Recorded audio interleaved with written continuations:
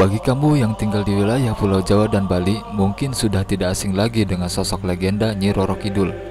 Sosok mistis yang disebut masyarakat sebagai Sang Ratu Laut Selatan ini memang kerap menjadi perbincangan hangat bagi mereka yang tinggal di sekitar pantai selatan Pulau Jawa.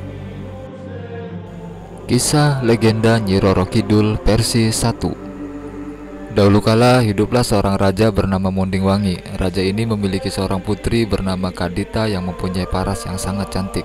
Bahkan saking cantiknya, ia sampai dijuluki oleh masyarakat dengan sebutan Dewi Srengenge atau matahari yang indah. Kedati sudah dianugerahi dengan kehadiran seorang putri yang cantik, Mundingwangi masih tetap merasa tidak bahagia. Hal ini karena keinginannya untuk memiliki seorang anak laki-laki masih belum terwujud.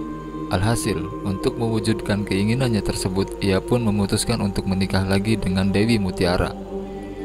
Dan dari hasil pernikahannya inilah ia kemudian dianugerahi keturunan seorang putra yang kemudian membuatnya merasa sangat bahagia. Meskipun sudah mendapatkan seorang anak laki-laki, rasa sayang Mundingwangi terhadap putrinya tidaklah berkurang.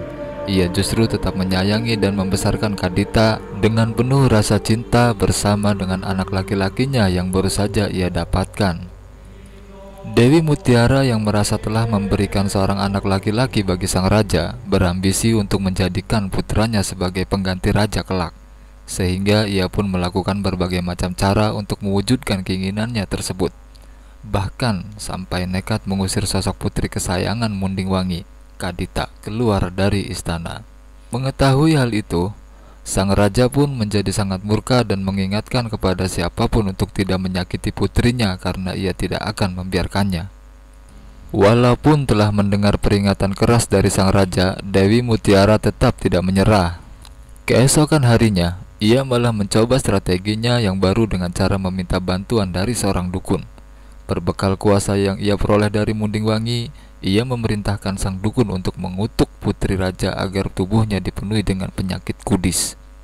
Mengharapkan imbalan yang tidak ternilai dari Dewi Mutiara, sang dukun pun mengiyakan perintah tersebut lalu mengutuk Kadita. Hasilnya, tepat pada tengah malam, dukun itu sukses membuat badan Kadita tiba-tiba dipenuhi dengan kudis dan terasa gatal. Dan ketika Kadita terbangun dari tidurnya, ia langsung merasa terkejut serta menangis histeris saat menyadari seluruh tubuhnya sudah berbau busuk. Mengetahui apa yang telah dialami oleh putrinya, Mundingwangi pun merasa sangat terpukul dan sedih. Spontan ia pun segera menempuh berbagai cara agar penyakit yang dialami oleh putrinya bisa cepat sembuh. Namun apa daya, walau sudah memanggil sejumlah tabib dan orang pintar untuk mengobati putrinya, ternyata hasil yang diperoleh tetap nihil. Tubuh Kadita tetap saja masih dipenuhi dengan kudis dan menimbulkan bau busuk. Mengetahui ketidakwajaran tersebut, sang raja pun mulai merasa curiga bahwa anaknya mungkin telah diguna-guna oleh orang jahat. Karena tak ingin seluruh negeri ditimpa kesialan sama seperti putrinya, sang raja pun memutuskan untuk membawa Kadita ke luar negara atas desakan dari istrinya, Dewi Mutiara. Namun ternyata Kadita menolak untuk diantar oleh ayahnya dan memilih untuk pergi sendiri. Bermodalkan keberaniannya, Kadita pun pergi seorang diri menyeberangi lautan. Selama hampir 7 hari 7 malam, ia habiskan waktu melakukan perjalanan pergi menjauh dari negerinya hingga tiba di Samudra Selatan. Di situ, ia habiskan waktu sebentar untuk duduk termenung sambil memandangi lautan yang biru di depannya. Karena merasa takjub, ia pun memutuskan untuk menceburkan dirinya ke samudra tersebut dan berenang. Dan ternyata saat kulitnya bersentuhan dengan air laut, penyakit kudis yang dia derita perlahan menghilang sehingga membuat dirinya pun kembali menjadi cantik seperti sedia kala, bahkan lebih cantik dari sebelumnya. Setelah sekian lama menempati samudera tersebut, perlahan Kadita mulai memiliki kekuasaan di Samudra Selatan dan mulai dijuluki oleh masyarakat dengan sebutan Nyi Roro Kidul atau Ratu Pantai Selatan yang hidup abadi selama-lamanya.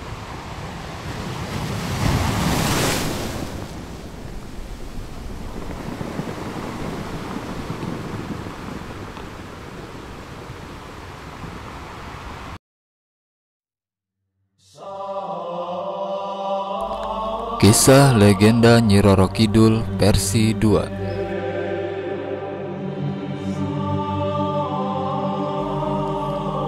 Pada zaman dahulu, di sebuah kerajaan Pakuan Pajajaran, hiduplah seorang raja yang bernama Prabu Siliwangi.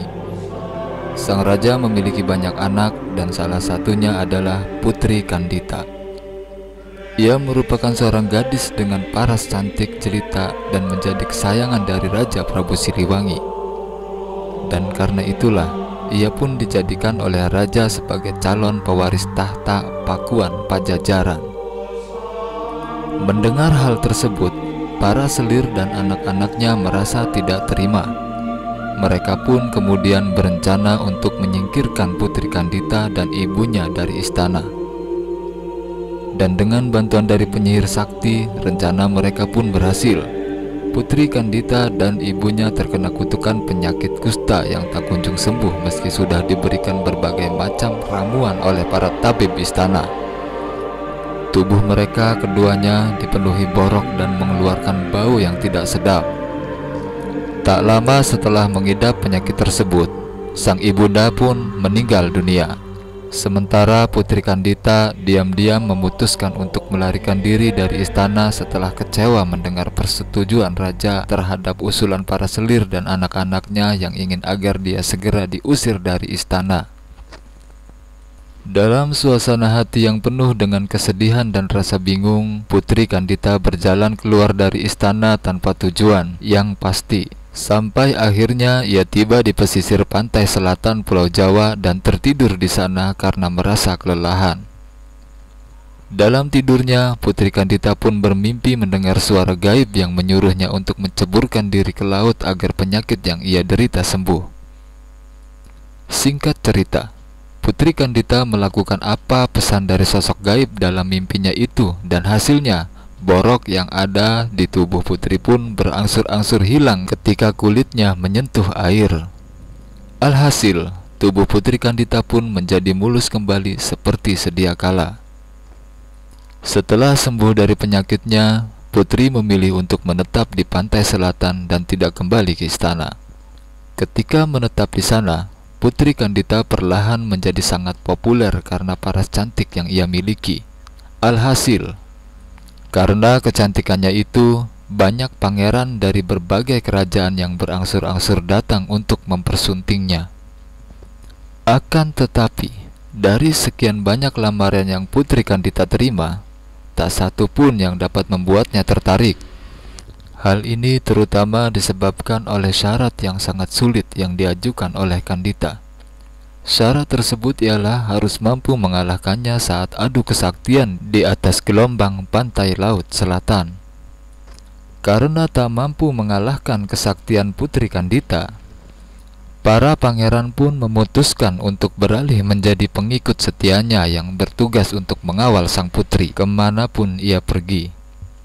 Sejak saat itu, Putri Kandita dikenal sebagai Ratu Penguasa Laut Selatan atau Nyi Roro Kidul. Sebetulnya masih banyak lagi versi cerita tentang legenda Nyi Roro Kidul ini. Namun umumnya hanya dua kisah ini yang paling sering digunakan.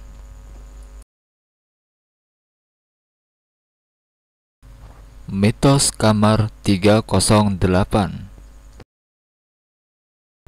Penghubung antara dunia nyata dengan dunia Nyi Roro Kidul.